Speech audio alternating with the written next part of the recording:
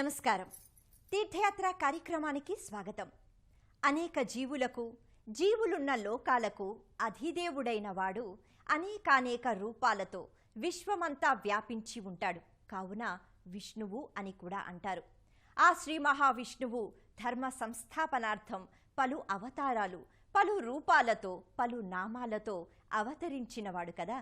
ఆ సంవిధానంలో రంగనాథస్వామి నామంతో ఓ అపురూప దర్శనమిస్తున్న ఆలయం కర్ణాటకలో చిక్బళ్ళాపూర్ జిల్లాలోని తిప్పనహళ్లి వద్ద రంగస్థల ప్రదేశంలోని ఓ విరాట్ దేవస్థానం. జీవులను రంగస్థలమనే జీవన చదరంగాన ఆడించేవానిగా రంగనాథ అనిపించుకుంటున్నాడు. నేటి తీర్థయాత్రలో ఆ ఆలయాన్ని దర్శించుకుందాం.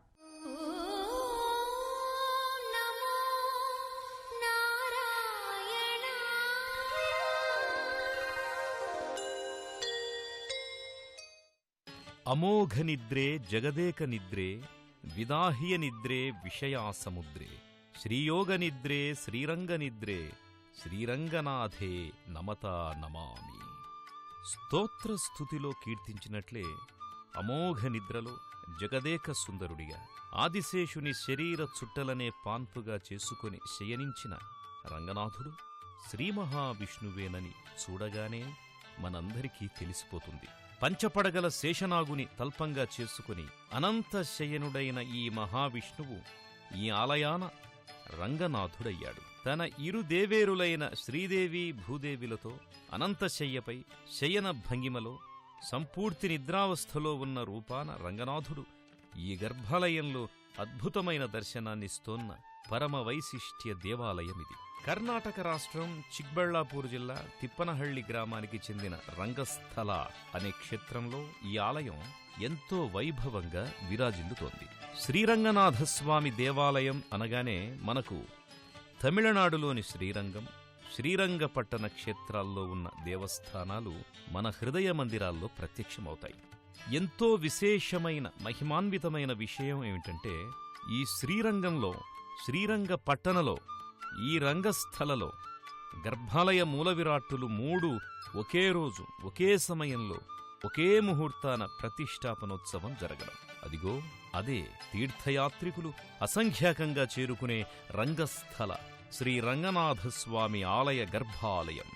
గాఢనిద్రలో ఉన్నట్టుగా మనకు కనిపించే ఆ అఖిలాంతరంగుణ్ణి, ఆయన పాదాలను శుతిమెత్తగా ఒత్తుతూ పాదసేవ చేస్తోన్న భూదేవి నీలాదేవిలతో కూడిన కృష్ణశిలా భారీ విగ్రహం. ఈ గర్భగృహాన్ని నిశితంగా చూస్తే ఒక మేదర బుట్టవలె ఉంటుంది. త్రేతాయుగ విష్ణువావతార శ్రీరాముడు తన పట్టాభిషేక సమయంలో విభీషణునికి ఓ మేదర అల్లిక బుట్టలో రంగనాథుని ప్రతిమ నుంచి బహూకరించాడట. రావణ బ్రహ్మసోదరుడైన విభీషణుడు ఆ విగ్రహాన్ని శ్రీరంగంలో ప్రతిష్ఠించాలని భావించాడు. అయితే సప్త ఋషులు భూదేవి నీలాదేవిలతో సహా శ్రీరంగనాథుణ్ణి ఈ రంగస్థల క్షేత్రంలో ప్రతిష్ఠించమని చెప్పారట. అయితే సప్త ఋషులు భూదేవి నీలాదేవిలతో సహా శ్రీరంగనాథుణ్ణి ఈ రంగస్థల క్షేత్రంలో ప్రతిష్ఠించమని చెప్పారట. అందుచేతనే ఈ గర్భాలయంలో రంగనాథుడు మేదరబుట్టలో ఉన్నట్టు భూ నీలా సమేత రంగనాథుడిగా కానవస్తున్నాడు. అలా పాలకడలిలోని అనంతశయన రంగనాథుడి దర్శనం ఈ జన్మకే కాదు, జన్మజన్మలకు పుణ్యఫలం. చూసిన వారికి సరే, చూసి వచ్చిన వారిని, తాకిన వారికి కూడా ఆ పుణ్యఫలం దక్కే మహామహిమాన్విత దివ్యాలయమిది. ప్రపంచమే ఒక రంగస్థలం అనేదానికి నిదర్శనం ఈ రంగస్థల క్షేత్రం. జీవితమనే చదరంగంలో పావులను చేసి జీవులను ఆడించే రంగనాయకుడు శ్రీ మహావిష్ణావతార రంగనాథుడు. ఆయనే జగన్నాటక సూత్రధారిగా యోగ నిద్రతో శేషపాన్పుపై పవళించి సకల భక్తకోటిని అనుగ్రహిస్తున్నట్టు సాలగ్రామ శిలారూపుడై కొలువై ఉన్న కన్నడ నాట విరాజిల్లుతున్న ఈ దేవస్థాన విశేషాలను తిలకిద్దాం. ఉలి దెబ్బలతో ఊపిరి పోసుకున్న అద్భుత శిలా విన్యాసాలు సందర్శకులను ఎంతో ఆకట్టుకుంటున్నాయి. మనము ఆ వైచిత్రిని చూసి తరిద్దాం. ఓ అందమైన దేవాలయం ప్రాకారాదులతో, స్తంభయుక్త ముఖమంటపం, వేలాది విగ్రహాకృతులతో శ్రీరంగనాథుని దేవస్థానం భక్తుల కనుల వాకిట భవ్యమైన నిర్మాణంగా ప్రత్యక్షమవుతోంది.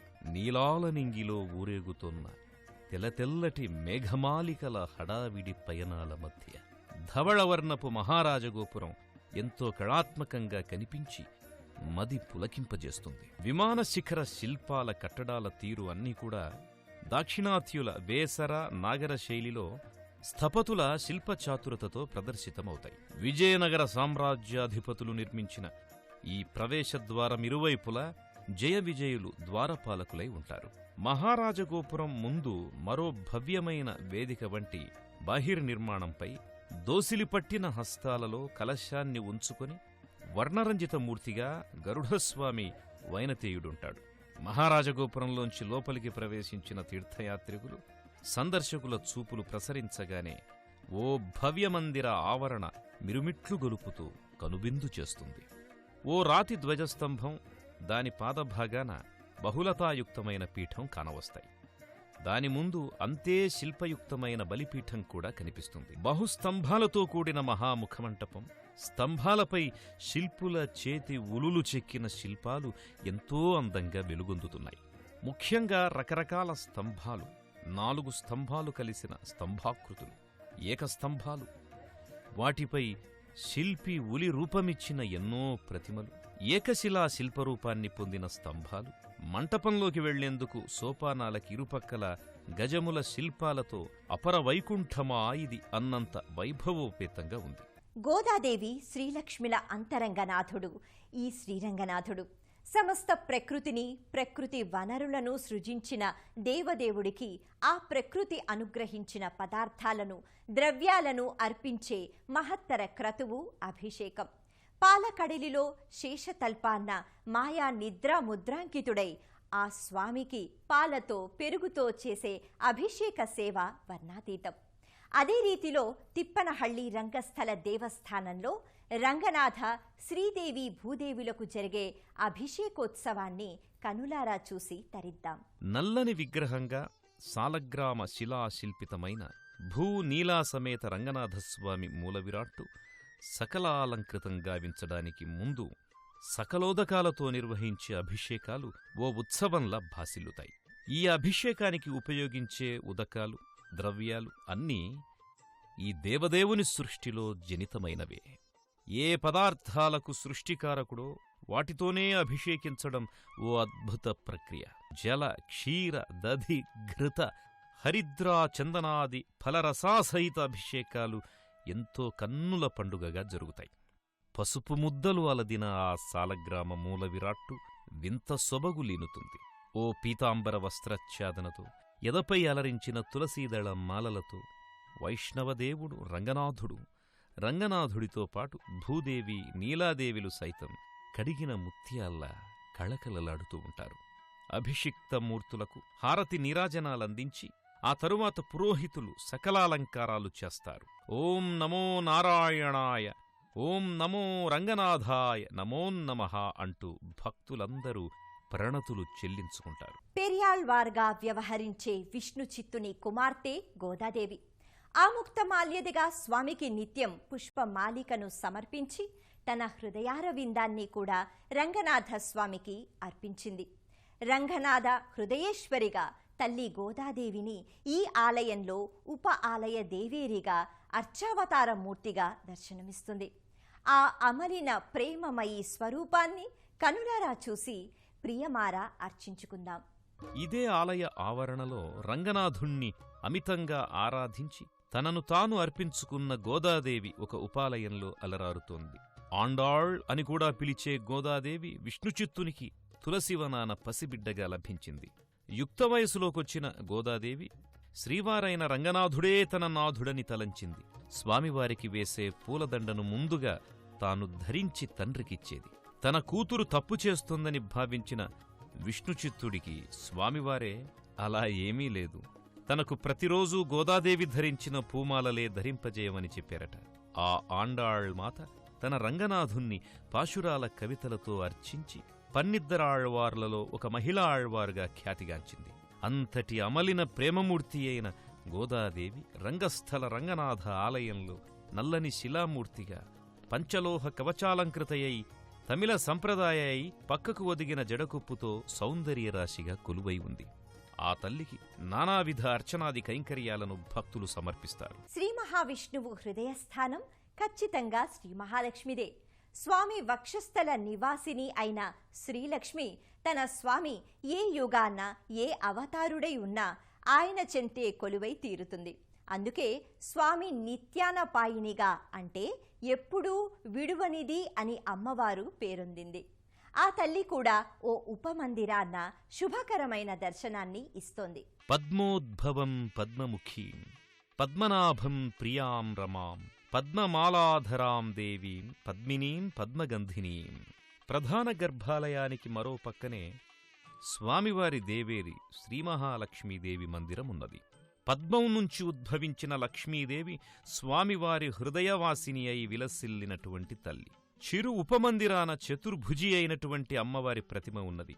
నల్లని శిలామూర్తిగా పంచలోహయుక్త కిరీటధారిణి అయి హస్తాలు పంచలోహ తాపడమై ఎర్రటి పట్టుచీరె ధరించి కొలువుదీరి ఉన్నది మాత.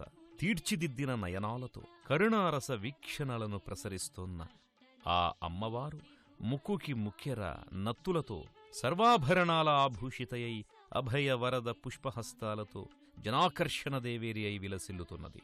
ఆయమ్మను తమ అర్చనాది క్రతువులతో సంతుష్టురాలిని చేస్తే స్వామివారి కృప పొందినట్లేనని భావిస్తారు భక్తులు. అందుకే ఆ తల్లికి నానావిధాలుగా పూజార్చనలు గావిస్తారు. ఇదే విశిష్ట దేవాలయంలో పలు దర్శనీయమైన విశేషాలున్నాయి. సర్పరూప సుబ్రహ్మణ్య స్వామి, పన్నిద్దరు ఆళ్వార్ స్వాములు, శ్రీ రామానుజలవారు, ఆంజనేయ గరుడ స్వాములు వర్ణరంజితమైన విగ్రహాకృతులై మనకు కానవస్తారు. దేవదేవుడైన శేషశయన రంగనాథుణ్ణి దర్శించుకునేందుకు వచ్చిన తీర్థయాత్రికులు ఈ దైవ సమానులు జంట సర్పదేవుళ్ళుని కూడా దర్శించుకుంటారు. ఈ ఆలయ ఆవరణం వివిధ దేవుళ్ల ప్రతిమలతో సాక్షాత్తు వైకుంఠమే ఈ రంగస్థల క్షేత్రానికి దిగివచ్చిందా అన్నంత వైభవోపేతంగా అలరారుతుంది. అనేక ఆలయాల్లో వినాయకుని వలె ప్రథమ పూజ్యుడిగా కొలువుదీరినట్లు ఈ వైష్ణవాలయాన విశ్వక్సేన భగవానుడు నల్లని శిలామూర్తిగా జరి అంచుగల నీలపురంగు పట్టువస్త్రాన్ని ధరించి శంఖచక్రధారి అయి నిలబడి ఉంటాడు. ఆ పక్కనే 12 మంది ఆళ్వారు స్వాములు కూడా విగ్రహాకృతులై ఆసీనులై కానవస్తారు. విశాలమైన ప్రదక్షిణా మార్గం ఆశాంతం వివిధ దేవీదేవతల ప్రతిమలు దశావతార మూర్తులతో భక్తుల హృదయాలలో విష్ణుభక్తి ద్విగుణీకృతం చేసేవిగా ఉంటాయి. ముఖమంటపంలో ఊరేగింపు వాహనాలైన శేషఫణి వాహనం, పంచలోహ ఉత్సవ విగ్రహాలు కానవస్తాయి. గర్భాలయ ద్వారంపై గజముల సేవలో శ్రీమహాలక్ష్మీ స్వరూపం సందర్శకులను ఎంతగానో ఆకట్టుకుంటుంది. బయటి ఆవరణలో మహారాజగోపురం వద్దే బహువర్ణరంజితమైన భారీ విగ్రహాలుగా గరుడస్వామిగా వైనతేయుడు, ఆంజనేయ స్వాములు దర్శనమిస్తారు. ఇరువైపులా నాగులతో కూడిన సర్పరూప సుబ్రహ్మణ్య స్వామి వారి విగ్రహాకృతులు ఇదే ఆలయ ప్రదక్షిణా మార్గంలో ప్రతిష్ఠితమై భక్తుల దోషపరిహార పూజలందుకుంటున్నాయి. వైష్ణవ మతాన్ని ఎంతో విస్తృత ప్రచారం గావించిన వైష్ణవ మతోద్ధారకుడు శ్రీ రామానుజాచార్యుల వారు ఆసీనులై ధ్వజాధరులై నమస్కారముద్రలో తిరునామాల శోభతో దర్శనీయమవుతున్నారు. ఇన్ని విశేషాలమయంగా ఉన్న రంగస్థల భూనీలాసమేత శ్రీ రంగనాయక స్వామి వారి దివ్య దేవస్థాన దర్శనం నిజంగా వైకుంఠ దర్శన ఫలప్రదాయకం. సర్వవ్యాపకత్వానికి ప్రతీక జగాలనేలే జగన్నాయకుడైన శ్రీహరి ఈ రంగస్థల క్షేత్రంలో రంగనాయకునిగా ఆవిష్కారమై మనల్ని అనుగ్రహిస్తున్నాడు. ఆ స్వామి నిదురుస్తున్నట్టుగా ఉన్న మన యోగక్షేమాలనే పసిగడుతూ ఉంటాడని భావించుదాం. ఆ శ్రీదేవి భూదేవి సమేత శ్రీ రంగనాథస్వామి వారి కరుణ కృప మనకెల్లప్పుడూ లభిస్తూనే ఉంటుందని ఆశిద్దాం.